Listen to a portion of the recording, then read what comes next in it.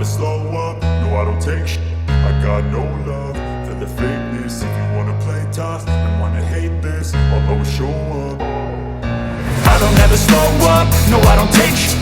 I got no love for the fakeness. If you wanna play tough and wanna hate this, I'll always show up and make a statement. I don't ever slow up, no What's up guys, Masta Styles here, back with another Eternal Evolution video. And today we're going to talk about the status of PvP and also go over the new Guild Commander technology, right? So first up, I just want to say, if you're new to my channel and you want to improve your account, manage your resources, this is the channel you want to follow. So without further ado, let's begin the video. So when it comes to PvP, you know that the servers are merged. So when it comes to competition, PvP is the first place that has changed, right? So Hell Arena is one of them. Hell Arena is now going to be a lot more difficult for the free-to-play players, and also even those that are low spenders, because now it's putting you in a situation where you have more people that are in different servers, but at the same time they have higher either combat powers or better heroes. So you will have more situations where you face stronger people from different servers. So when you think of the rankings, right, Elite Fighter, this is where a lot of people are gonna struggle. Well, the start of the struggle, because when it switches, so for instance, me, I'm retaining my position, but at the same time, I don't necessarily know if the competition that I'm going to get next is going to be easier, right? But again, if it's a situation where it's easier, I'll then advance to Legendary Fighter, which is even going to be worse, because all of these higher tiers are going to be tougher, because it's going to be a lot more whales, krakens, super krakens. All of that is going to be in one place. So for me, when it comes to the merger, obviously for the health of the game, it's a good thing, but on the other side, it's a big hit to low spenders and free to play, because the competition is much steeper. And one other thing I want to talk about too is also Ascension Arena. You're probably not even going to be able to, if you don't have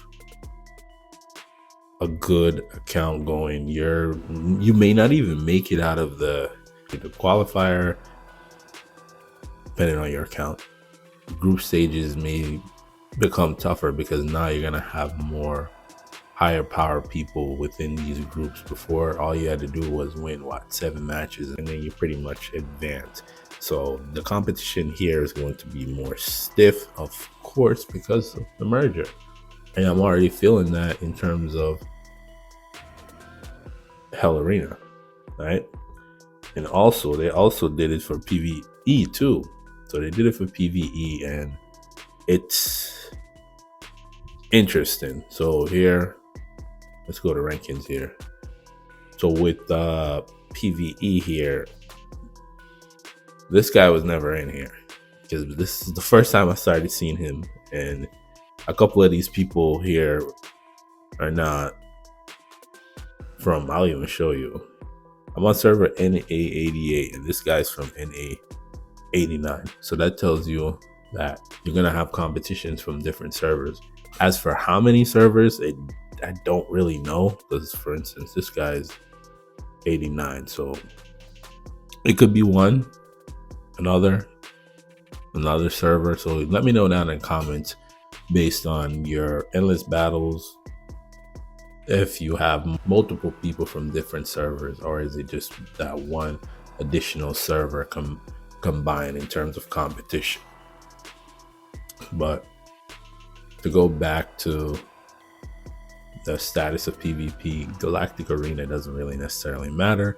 And also, you already know where I stand when it comes to regular arena. Not really different there. It's just the rankings over there doesn't really matter. It don't, to be honest with you. But let's now transition into the other part of the video, which is talking about the new Guild commander technology. So when it comes to this one, if you watch my Amat impression video, I talked about the gene evolution core.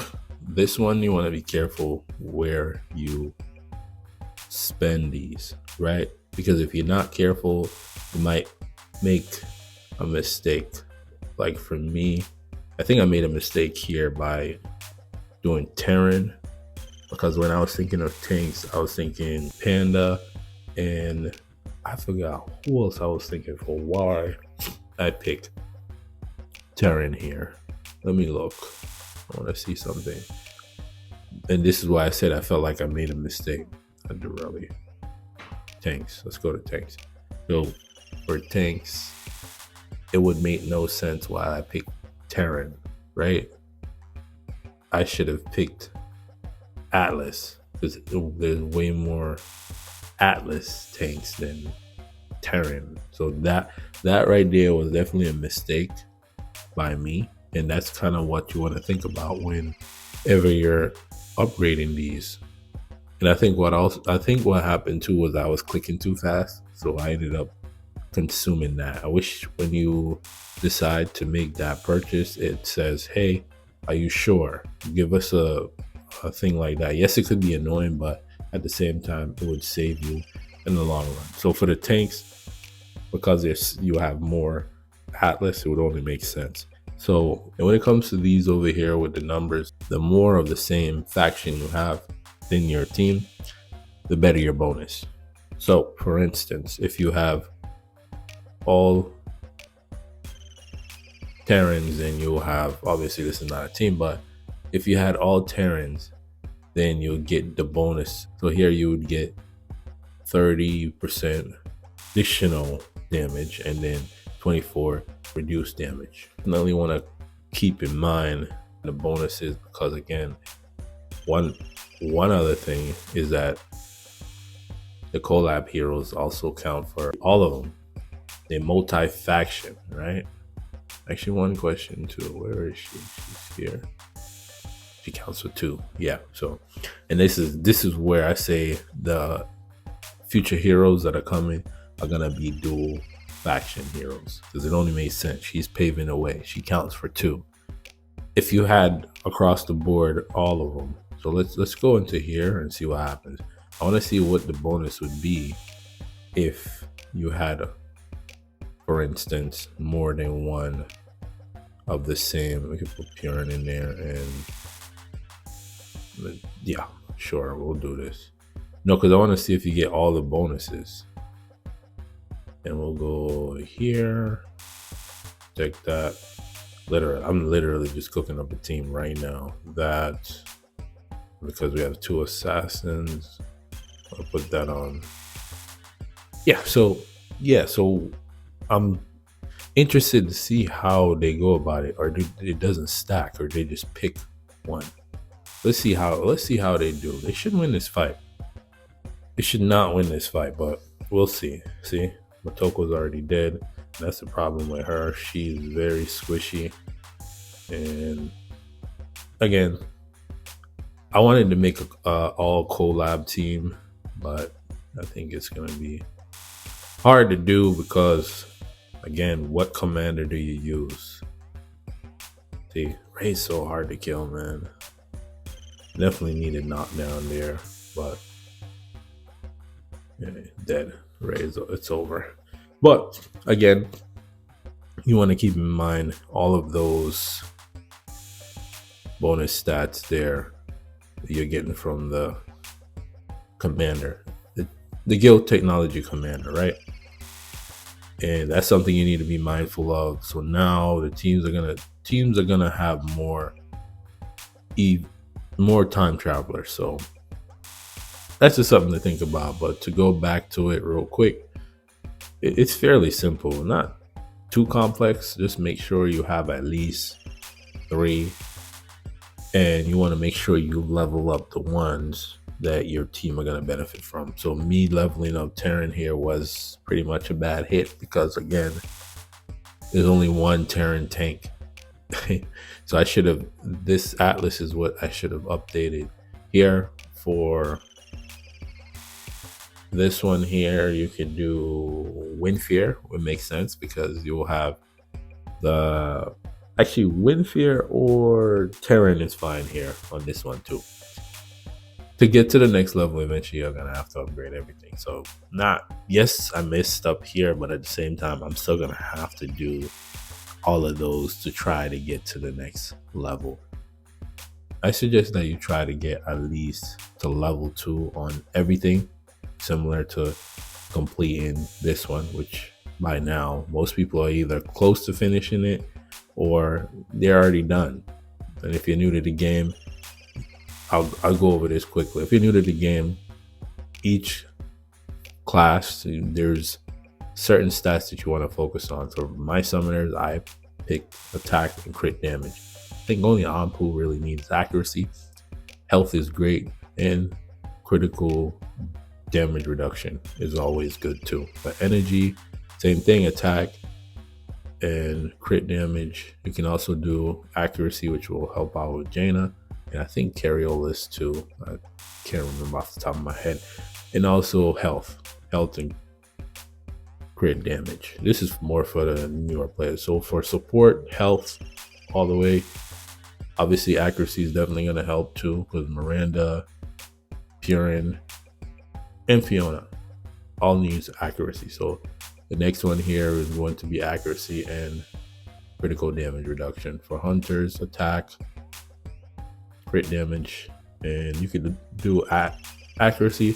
I wish they had attack speed here. 54 attack speed right here. That would have been nice versus resistance. What am I gonna do with that, right? For assassins, attack, crit damage. You can run health and obviously critical damage reduction. For vanguards, you want health, attack, and accuracy. Crit damage doesn't really matter. Critical damage would definitely help. And you can do defense once you get to the point where you have excess. For tanks, you want to do health, accuracy, crit damage, not so much. Attack is definitely going to help. Critical damage to keep them alive. And I don't think I'll ever do max out resistance. Even if I had everything done, I still wouldn't do it. I just wouldn't, unless we need to get to another higher tier, then I'll finally do that. But that's kind of going over what you want to do for all those classes. But to go back to here, the goal would be to make sure you get everything to level 2 and then start picking out the particular ones that are going to benefit, that the one that's pretty much going to be activated. So for me right now with the tanks, pretty much I can see the Atlas one being activated. For my summoners here, I could see either you can go Wind Fear because Sif and the new hero Amat falls on the Wind Fear. You can also go Terran because Dorelli and Daniel falls on the Terran. So that's kind of why I have this here at level 2. And so the percentage goes up based on the level of each one of these, right? Yeah, based on whichever, the more of the class that you have. I don't want to go over all of these, but pretty much it's very self-explanatory. The more of the faction you have on the field, the more bonuses you get, and which is also based on the level of each one of these, right? Very simple there. But everything has changed. Guild Expedition is going, and one thing I would want them to do is do like 0.1, 0.2, 0.3. So right now we would be at 17.2. Them saying they're at 17, I have no idea where they are. They could be on the same boss as us, or they could be a boss above. I think that would help more incentivize us to push a little more, because for instance, they're on 18. You don't really know if they're almost done with 18 or not. Just want to know a little bit more in terms of how close the competition really is to you. But you got to make sure you're in a good guild, because once this thing ends, and it ends in 4 days, right? Yeah, 4 days. Very interesting to see how you're going to gain this resource here outside of buying it in a shop. So again, another video going over the state of PvP and the new guild commander technology. Want to start working on that and make sure you save up those resources till either the end of guild expedition to start deciding which way you want to go about that. I wish you nothing but the best with PvP because it's not getting no easier. And for free to play, it's going to be tough. It is going to be rough. So again, if you're new to my content, you want tips and tricks about improving your account, make sure you hit that subscribe button. And for those that's been rocking with me, you already know what time it is. Hit that like button to help out with the algorithm. Till the next video, peace.